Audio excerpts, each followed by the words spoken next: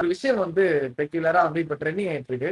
So அவர் ஷர்ட்ல வந்து Mars கோட்ல வந்து ஒன் லாஸ்ட் டைம்னு சொல்லிட்டு அவர் மென்ஷன் பண்ணிருப்பாரு. இது திரும்பவும் வந்து லைக் வந்து ஃபேன்ஸ் வந்து ஒரு ஹைப் ஏத்துறதுக்கு ஒரு ஸ்ட்ராட்டஜியான்ற மாதிரி தான் எனக்கு தோணுது பர்சனலா. நீங்க வந்து எப்படி எடுத்துக்கிறீங்கன்னு தெரியல. ஹைப் வந்து கிரியேட் ஆகுது. ஐபிஎல் ஸ்டார்ட் ஆகுது மாதிரி டோனியோட கடைசி சீசனா அது இருக்குமா அப்படின்ற மாதிரி ஒரு ஹைப் கிரியேட் ஆகுது.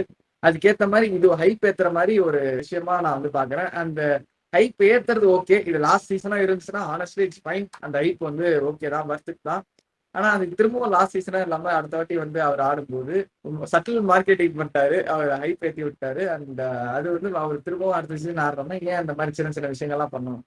இப்ப நீங்க சொல்லலாம் அவர் வாயை திறந்து சொல்லப்பா இந்த சீசன் தான் நான் கடைசியா ஆடுவேன்னு சொல்லிட்டு. ஆனா இந்த மாதிரி சில விஷயங்கள்லாம் வந்து பண்றப்போ அது ஃபேன்ஸுக்கு வந்து ஒரு ஹைப் பஸ் கிரியேட் பண்றதுக்கோ ஓப்பனா லைக் சொல்றதுன்னா என்னன்னா அட்வர்டைஸ்மெண்ட்ஸ் நிறைய பண்ணிட்டு இருக்காரு.